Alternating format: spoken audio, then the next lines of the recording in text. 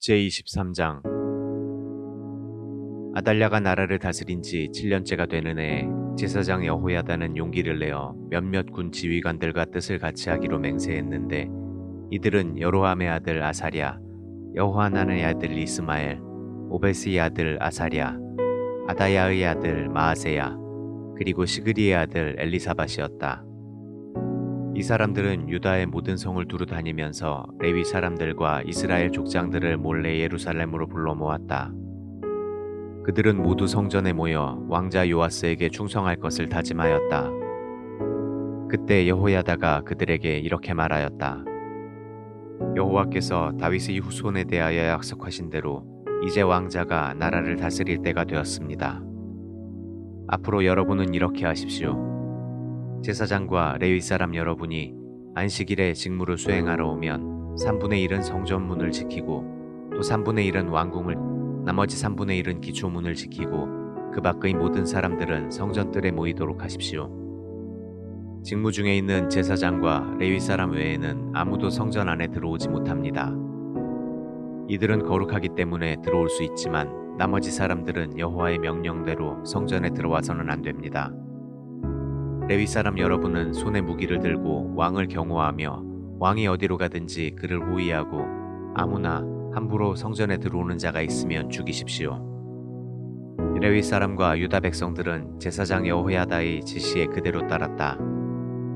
안식일에 비번인 사람들도 집으로 돌려보내지 않았기 때문에 지휘관들은 비번인 사람과 비번이 아닌 사람들을 다 함께 거느리고 있었다.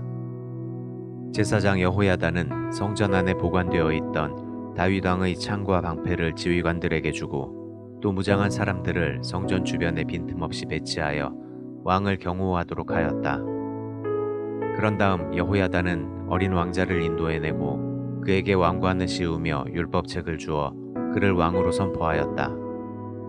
제사장 여호야다와 그의 아들이 그에게 기름을 붓자 백성들은 왕의 만세를 외쳤다. 아달랴는 백성들이 왁자지껄하게 떠들어대며 왕을 치하하는 소리를 듣고 군중이 모여있는 성전으로 달려가 보았다. 그랬더니 새 왕이 성전 문 기둥 곁에 섰고 군 지휘관들과 나팔수들이 그의 주변에 둘러섰으며 백성들은 즐거워서 소리를 지르고 나팔수들이 나팔을 불며 성가대원들은 악기를 연주하면서 찬송을 인도하고 있었다. 이 광경을 지켜보고 있던 아달랴는 자기 옷을 찢으며 반역이다. 반역이다. 하고 외쳤다. 제사장 여호야다는 그녀를 성전에서 죽이고 싶지 않아 군 지휘관들에게 저 여자를 밖으로 끌어내고 그녀를 따르는 자는 누구든지 죽이시오 하였다. 군중들이 길을 열어주자 그들은 아달랴를 잡아 궁전까지 끌고 가 말들이 출입하는 문 입구에서 그녀를 죽였다. 그런 다음 여호야다는 자기와 백성과 왕 사이에 계약을 맺고 모두 여호와의 백성이 될 것을 다짐하였다. 그러고서 그들은 모두 바알 신전으로 달려가서 그 신전을 헐고 단과 우상들을 때려 부수며 그 단 앞에서 바알의 제사장 맏단을 죽였다. 여호야다는 제사장들과 레위 사람들을 세워 성전 업무를 수행하도록 했는데 그들은 다윗 왕이 지시한 대로 모세의 법에 따라 여호와께 바쳐진 제물을 불로 태워 번제를 드리고 또 즐거워하며 노래하는 일을 맡은 자들이었다. 여호야다는 또 성전 문지기를 세워 부정한 자는 누구든지 성전에 들어오지 못하게 하였다. 군 지휘관들과 귀족들과 백성의 지도자들과 모든 백성이 왕을 성전에서 모셔내어 윗문을 통해 궁전으로 들어가 그를 왕좌에 앉혔다. 그러자 모든 백성들은 기뻐하였고 성 안은 평온을 되찾았다. 이것은 아달랴가 죽음을 당하였기 때문이었다. 제24장 요아스는 7세의 왕위에 올라 예루살렘에서 40년을 통치하였다. 그리고 그의 어머니는 브엘세바 사람 시비아였다. 요아스는 제사장 여호야다가 사는 날 동안 여호와께서 보시기에 옳은 일을 하였다. 여호야다가 요아스에게 두 아내를 구해주었으므로 그에게는 여러 자녀가 있었다. 그 후에 요아스는 성전을 수리하기로 작정하고 제사장들과 레위 사람들을 불러놓고 이렇게 지시하였다. 여러분은 유다의 모든 성으로 가서 해마다 성전을 수리할 비용을 거두어 들이시오. 지체하지 말고 당장 이 일을 수행해야 합니다. 그러나 레위 사람들은 그 일을 즉시 하지 않고 시간을 끌었다. 그래서 왕은 대제사장 여호야다를 불러 당신은 어째서 레위 사람들에게 지시하여 하나님의 종 모세가 이스라엘 백성에게 부과한 성전세를 유다와 예루살렘에서 거두어 들이지 않았소 하고 따졌다. 악한 아달랴의 추종자들이 성전을 파괴하고 많은 성전 비품을 바알 신전으로 가져갔다.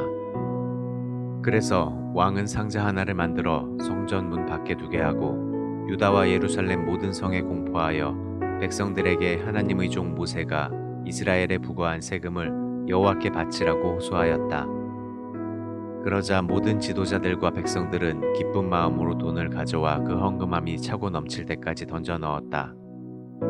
그리고 헌금함에 돈이 가득 찰 때마다 레위 사람들이 그 헌금함을 궁중 담당관에게 메고 갔다. 그러면 궁중 서기관과 대제사장의 비서가 그 돈을 계산하고 헌금함은 다시 제자리에 갖다 두었다. 이렇게 하여 그들은 많은 돈을 거둬들였다. 왕과 여호야다는 성전 수리 담당자들에게 그 돈을 주었으며 그들은 석수와 목수와 철공을 고용하여 성전을 수리하기 시작하였다. 모든 인부들이 열심히 일한 덕택에 성전 수리 공사는 잘 진척되어 성전의 본래 모습을 되찾게 되었다. 그들은 성전 수리를 끝내고 남은 돈을 왕과 여호야다에게 가져왔는데 그 돈으로 제사 지낼 때 쓰는 금은 숟가락과 그릇들을 만들었다. 그리고 그들은 여호야다가 살아있는 동안 성전에서 항상 번제를 드렸다. 여호야다는 오랫동안 살다가 늙어 130세에 죽었다. 백성들은 이스라엘과 하나님과 성전을 위해 그가 행한 업적을 생각하여 그를 다윗성에 있는 왕들의 묘에 장사하였다. 그러나 여호야다가 죽은 후에 유다의 지도자들이 요아스 왕을 설득하여 자기들의 말을 듣도록 하였다. 그러자 백성들은 그들 조상의 하나님 여호와의 성전에서 예배하는 일을 중단하고 대신 우상과 아세라 여신상을 섬기기 시작하였다. 그래서 그들이 범한 이 죄로 유다와 예루살렘은 하나님의 분노를 사게 되었다. 여호와께서는 예언자들을 그들에게 보내 자기에게 돌아오라고 경고하였으나 백성들은 듣지 않았다. 그때 하나님의 성령께서 제사장 여호야다의 아들 스가랴를 감동시키시자 그는 백성들이 볼 수 있는 높은 곳에 서서 이렇게 외쳤다. 여호와께서는 왜 여러분이 그의 명령에 불순종하고 스스로 불행을 초래하는지 묻고 계십니다. 여러분이 여호와를 버렸으므로 여호와께서도 여러분을 버리셨습니다. 그러나 백성들은 자기들의 음모에 가담한 요아스 왕의 명령에 따라 성전뜰에서 스가랴를 돌로 쳐 죽였다. 이와 같이 요아스 왕은 스가랴의 아버지 여호야다가 자기에게 베푼 은혜를 잊어버리고 그의 아들을 죽이고 말았다. 스가랴는 죽을 때에 여호와여 이것을 보시고 저들의 소행을 갚아주소서 하고 외쳤다. 몇 달 후에 시리아군이 유다와 예루살렘을 침략하여 나라의 모든 지도자들을 죽이고 수많은 전리품을 다마스커스에 있는 그들의 왕에게 보냈다. 시리아군은 소수의 병력에 불과했으나 여호와께서는 그들이 대군과 맞서 싸워 승리를 얻게 하셨다. 이것은 유다 백성이 그들 조상의 하나님 여호와를 저버렸기 때문이었다. 이렇게 해서 하나님은 요아스 왕을 심판하셨다. 시리아군은 철수하면서 요아스에게 큰 부상을 입혔다. 그들이 떠난 후에 그의 신하 중 두 사람이 제사장 여호야다의 아들을 죽인 것에 대한 보복으로 왕을 죽일 음모를 꾸며 침대에 누워있는 그를 쳐 죽였다. 그는 다윗성에 장사되었으나 왕들의 묘에는 장사되지 않았다. 이 사건에 관련된 사람은 암몬 여자 시므아스의 아들 사밧과 모압 여자 시므리스의 아들 여호사밧이었다. 요아스의 아들들에 관한 일과 요아스에 대한 예언과 성전 수리 공사에 대한 이야기는 다 열왕기 주석에 기록되어 있다. 요아스가 죽은 후에 그의 아들 아마샤가 왕위를 계승하였다. 제25장 아마샤는 25세의 왕위에 올라 예루살렘에서 29년을 통치하였다. 그리고 그의 어머니는 예루살렘 사람 여호앗단이었다. 아마샤는 여호와께서 보시기에 옳은 일을 하였으나 전심전력으로 하지는 않았다. 그는 세력 기반을 튼튼하게 굳힌 다음 자기 아버지를 살해한 신하들을 처형시켰다.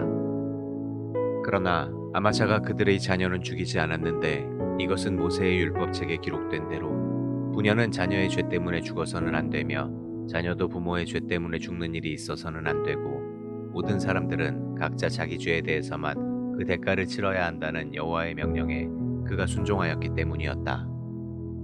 아마샤는 유다와 베냐민 지파 사람들을 모아 군 부대를 조직하고 그들이 속해 있는 집안에 따라 1000명으로 구성된 부대와 100명으로 구성된 부대에 각 지휘관을 세웠다. 그리고 인원을 점검한 결과 총 병력은 30만 명이었다. 이들은 모두 20세 이상의 사람들로 창과 칼을 능숙하게 쓸 수 있는 잘 훈련된 군인들이었다. 또 아마샤는 은 3,400kg으로 이스라엘군 10만 명도 고용하였다. 그러나 이때 한 예언자가 왕에게 와서 이렇게 말하였다. 왕이시여, 이 이스라엘군을 데리고 가지 마십시오. 여호와께서는 에브라임 사람들과 함께 하시지 않습니다. 만일 왕이 저들과 함께 출전하시면 아무리 잘 싸워도 왕은 패할 것입니다.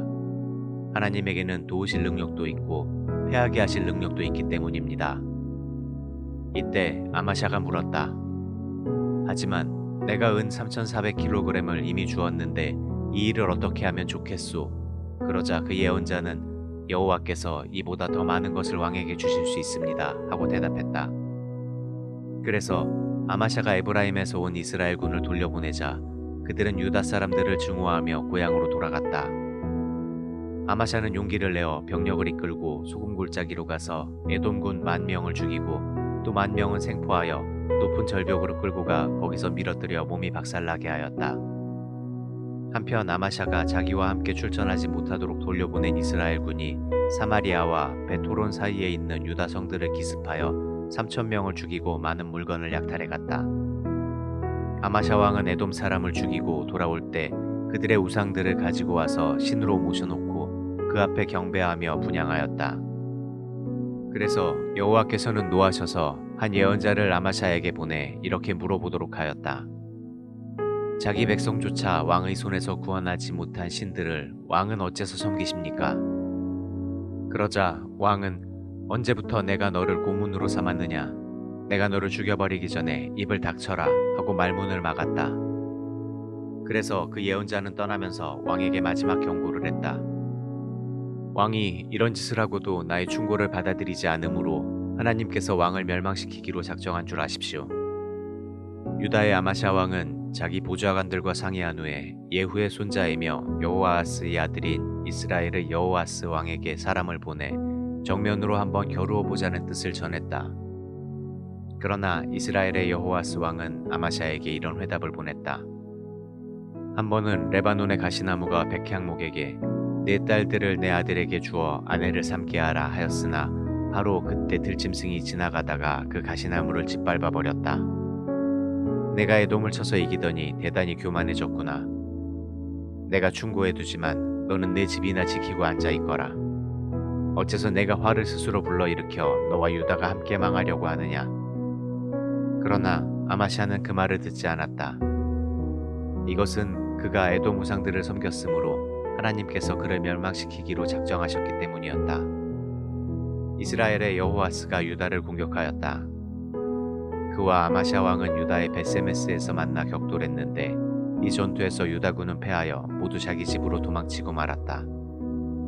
이스라엘의 여호아스 왕은 유다 왕 아마샤를 생포하고 또 예루살렘으로 가서 에브라임 문으로부터 송 모퉁이 문까지 180m에 달하는 성벽을 헐어버렸다. 그리고 그는 오베데돔이 지키고 있는 성전의 모든 금은 비품과 왕궁 재물을 약탈하고 사람들을 인질로 잡아 사마리아로 돌아갔다. 그러나 유다의 아마샤 왕은 이스라엘의 여호아스 왕이 죽은 후에도 15년을 더 살았다. 그 밖에 아마샤가 행한 모든 일은 유다와 이스라엘 왕들의 역사책에 자세히 기록되어 있다. 아마샤가 여호와를 저버린 후부터 예루살렘에는 줄곧 반역 음모가 있었다. 그래서 그는 결국 라기스로 피신했는데 그의 대적들은 그곳까지 따라가서 그를 죽이고 그의 시체를 말에 싣고 예루살렘으로 돌아와 다윗성에 있는 그 조상들의 묘에 장사하였다.